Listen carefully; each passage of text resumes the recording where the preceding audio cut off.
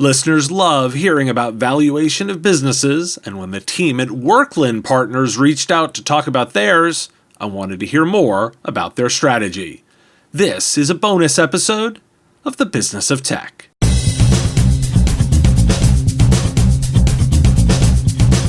So, Zack, we've been talking because you guys are at Worklyn Partners are exploring the intersection of cybersecurity and IT services.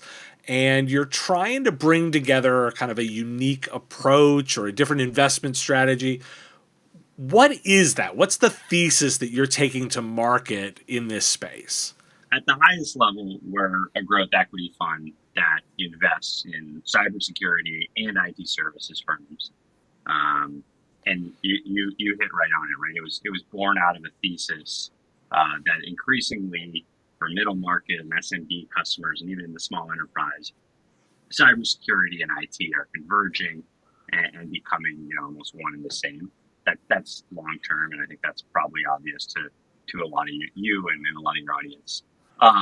What the end goal of what we're doing is building two different platforms: a cybersecurity platform and an IT services platform, both via acquisitions, and we've gotten started on that already.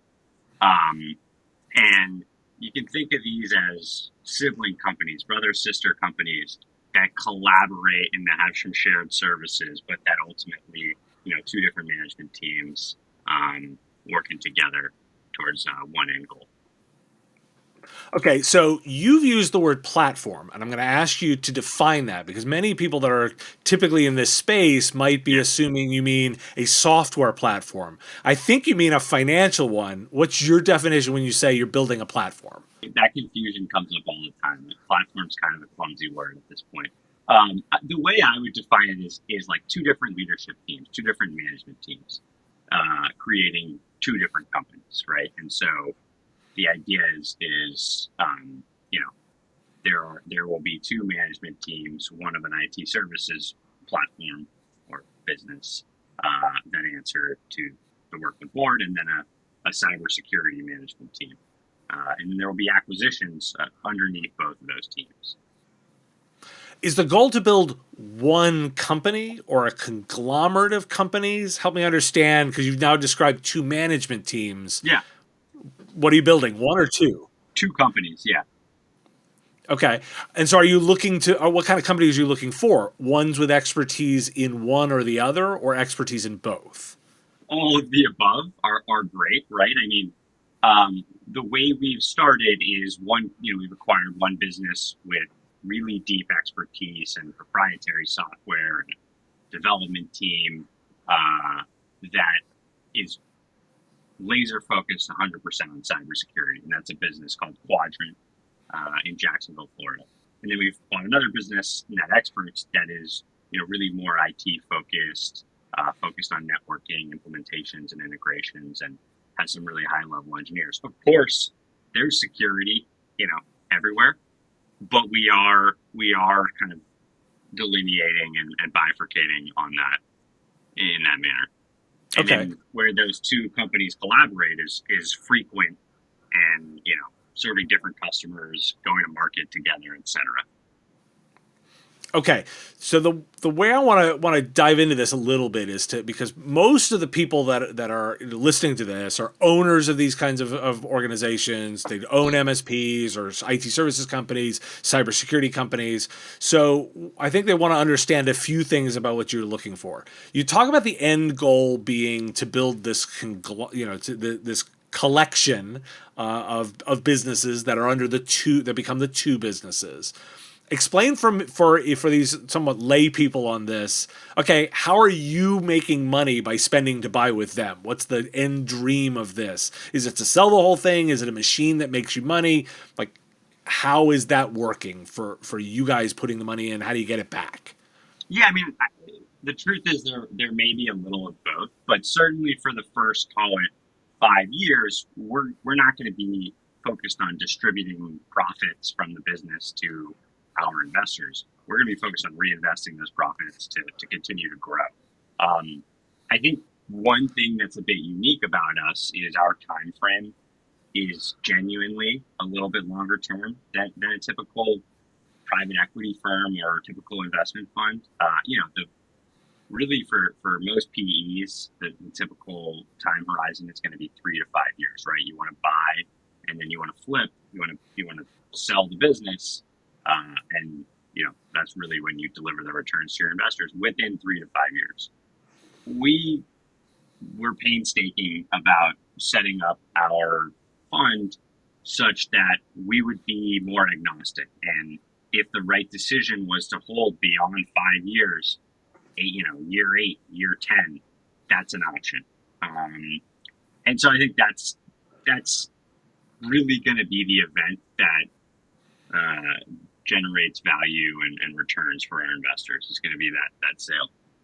So it was that different time horizon that was interesting to me, because I know for me, I'm a bit of a proponent of, to build a proper services organization probably takes longer than the typical 3 years that an investor might look for. And so I was certainly very intrigued when I heard, okay, here's a group that is looking at the time for horizon that makes more sense to me to build a services org. So where I want to go then is okay. So that's the out for your investors. If I'm thinking about the in, like who you're spending on, how are you evaluating these companies? Like, how are you valuing them? What are you evaluating them on? Yeah, I'll relate one of the first answers to this question to the last question you asked, which is one thing we're probably a little less obsessed with is recurring revenue, right? Like, that's not obviously recurring revenue, contracted recurring revenue is more attractive than revenue that you have to go out and get or replace every year. That's a reality. But I think some of the reason why you see this sort of obsession with recurring revenue is if you're a PE firm or even a strategic, and your time horizon to create a return is 3 to 5 years, you got to be pretty darn sure about what you already have and your ability to keep what you already have. And you may not have time to go build out the machine that, converts project work into recurring, or that, essentially becomes a well-oiled machine of bringing in more project work.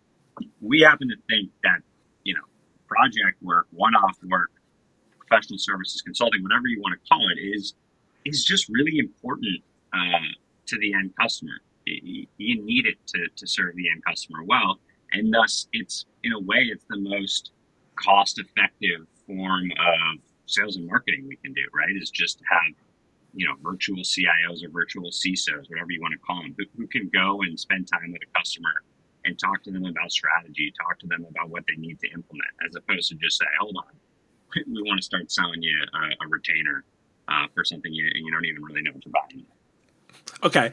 Now, I've had the few times I've had discussions around this, the MSPs and IT services companies that listen to this have really liked to hear information about the terms of deals. Now, I'm not going to ask you about any specific deal that you have done.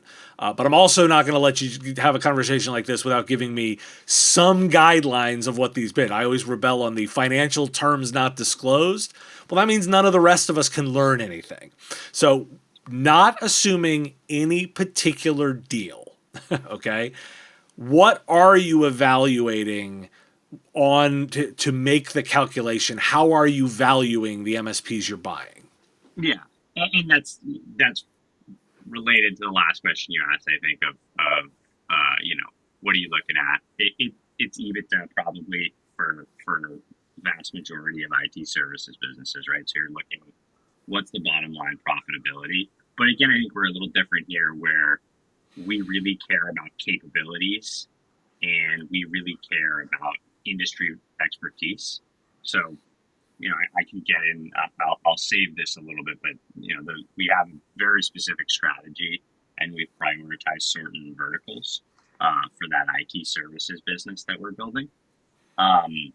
And I think that causes us to probably overweight compared to others, exposure to certain industries, or maybe be more interested in exposure to certain industries. but ultimately, like, we're not reinventing the wheel. There's not a deep science that we uncovered that no one else did. You know, we're looking at bottom line profitability. We're kind of marrying that up with top line revenue. And we're saying, okay, you know, we can feel comfortable paying a multiple of the cash flows or the EBITDA that's at the bottom line. Okay. Now I'm gonna push here because you specifically brought up Ebitda, which I expect you to do. And so did actually one of my Patreon supporters who specifically said the next time you're talking to somebody from an investor perspective, it would be really valuable to the listener for you to walk through how you're going to calculate EBITDA. Like pretend you're looking over the books of a fictional Contoso. What are you asking to see in order to figure out the value, and how are you doing that calculation? Yeah, I mean, typically you'll get most of the way there with the books that folks spit out from QuickBooks or what have you. So you can get to net operating income, and then it's really specific to the business, right? Where you look at, I mean, I think the most common thing that, you know, in the world we play in, right, of kind of sub $5 million EBITDA, you know, sometimes 500K EBITDA businesses, is you see owner add backs, and that's got to be, you know, there's sort of a high level verification you do of the financials, and then if you move further along, we would bring in an accounting firm to come back to us. And you can argue and split hairs over where you put labor costs in terms of cost of goods sold, but that doesn't actually really matter for EBITDA. At the end of the day, you know, what really moves EBITDA in these type of businesses is owner add backs, right? So maybe you're expensing a car, or you're expensing, you know, all sorts of crazy things get expensed, and we you know, it's fun to see, and it's you know, not offensive or anything like that, but that tends to be where you know, EBITDA can get increased by 200, 300 grand, or reduced by 200, 300 grand in terms of add backs. So expenses that were, you know, maybe not core to the business or won't be needed going forward. Thus, if you're looking at it, are you doing your calculations on the valuation then on EBITDA? Like, give me kind of a bit of some numbers on what you're doing there to value it for somebody. Are you multiplying by? You're not multiplying by 1. I suspect you're not multiplying by 20. So right. Narrow that down for me. What are you doing? What are you multiplying by? I mean, I think different businesses deserve and get different multiples, and you know, what the buyer sees is probably different. You know, for us, I'll tell you, it's different today, having completed our first 2 acquisitions, than it was you know, let's say in October of 2021. But yeah, I mean, I think multiples for sub $5 million EBITDA businesses, you're starting to see them creep, you know, at the high end into the double digits, and at the low end, you know, you can be paying 3x EBITDA, 5x EBITDA. It's all about the situation at the business, so it's hard to generalize. I will say this: I do think we're probably at a peak for valuations. Given the you know, nothing's changed about what underlying great businesses, MSPs are, and IT services firms are, and kind of the macro market tailwinds are I think still favorable. But the macro economic tailwinds, the rate environment, I think will eventually this year trickle down and have an effect. You know, it's already causing massive contractions in the public markets. If you look at publicly traded SaaS companies that are getting killed in terms of their valuations. And ultimately, MSPs are kind of a vehicle to bring some of those more successful SaaS companies to a lower market customer. And to that extent, I think ultimately you're going to see some level of valuation adjustment, just as you saw. Not as severe as in the public markets, but in a similar way. Anyways, you didn't really ask me that. So, you know, I wish I had a better clearer answer on what multiples should be or are, but the truth is they vary massively. Okay, so let me give you another way to make it optimal. Like so if somebody's looking to say like, hey, if I'm looking to achieve, I'm pulling a number out, a 7-time multiple, right? What would you, the investor, be looking then for to say, okay, they've got to have checked these certain checkboxes for me for it to be at that level? Yeah, and I think the answer for us is different than for another investor. It probably we probably care a little bit more about top line revenue. Certainly, for a business that size, you'd probably want to see double digit revenue at the very top. I think we're probably a little less obsessed with, hey, how good are your EBITDA margins today, because we're building something long term, and I think the sort of factors that go into bottom line profitability can change drastically and will change drastically with new tech stacks and what have you. I think what else I would say is vertical focus for us, right? We love the insurance space, right? So if you've proven that you've got a big base of insurance customers, and you've got some expertise around an application that is specific to that industry, okay, we're probably paying a tick more in terms of, or a multiple more, a single digit more in terms of the multiple than maybe our competitors will, what have you. All right, I'll let you off the hook then at this point, and then I'm going to say, so let's do the other bits that people like to know. How does like a payout and a deal term look on, again, typically the way you guys are looking at these? Yeah, I mean, I think, and people might already know this already, but I think from an owner or a seller's perspective, there's like really three things that matter, right? There's cash at close, there's an earnout typically based on, either maintaining performance or improving performance, and then there's, rolling equity, buying some stock of whatever entity is buying you instead of getting paid cash. I think we are more than the typical buyer. We would like to see, some real buy-in, because in general, we're looking for business owners that want to stick around, that want to come grow with us and operate. We're looking for those people. I think if you talked to me in a year, we'd probably be in a situation where we're more excited about, or more willing to spend lots of time with folks who are saying, hey, I want to sell this business and get out. But so for us, what all that means is cash at close is typically going to be, the majority of the deal structure. But when we work with owners that we really like, we want it to be, enough that's significant, over 50%, but not too much over that, right? And then the rest of the deal comes in rolled equity and in earnout.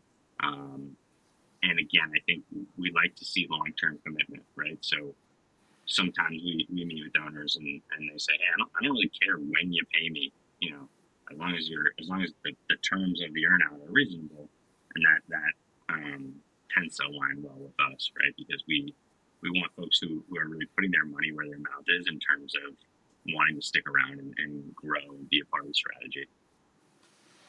So you've given me the insight then on the way you're thinking about retaining leadership. So for this space, if I hand you the magic wand, right, and you have the ability to wave it, and it'll be what the outcome and what you've built looks like in 5 years. So we're talking about that 2027, right? You're through that bit. What does the org look like, and what services is that larger set of orgs taking to market? Yeah, sure. I think you have a tightly managed, cybersecurity company that on one side that feels really like one company with one brand, But that it's comprehensive in terms of the services they offer. Broadly, I'd look at that as proactive services, managed services, and reactive services, right? So, helping folks build strategy and remain compliant, or become compliant with whatever compliance regime they're facing in terms of cybersecurity.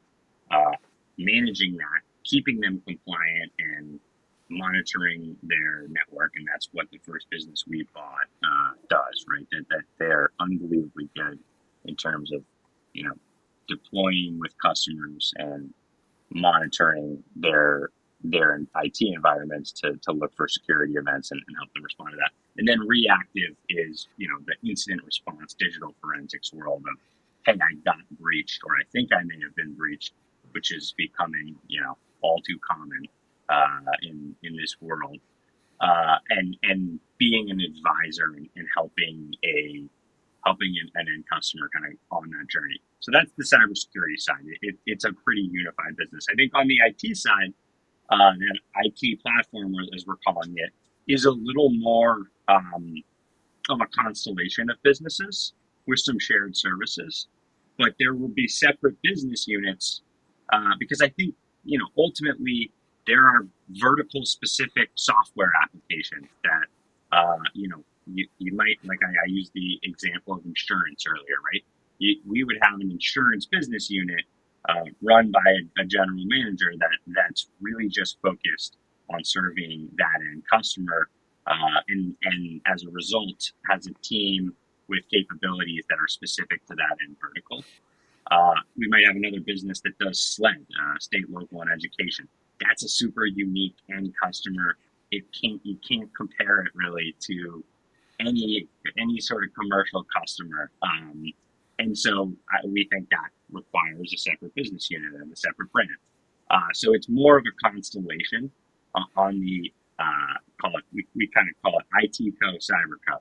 IT Co is more of a constellation model where you've got a group of affiliated businesses that share services and have some common leadership, but also owners, hopefully former owners and current owners that are empowered to run their business the way they have. You brought up insurance. I'm kind of interested. Are you viewing yourselves as brokers, agents in that? Do you think you're going to be building an insurance arm, like insure it yourselves? Where's your head at for that?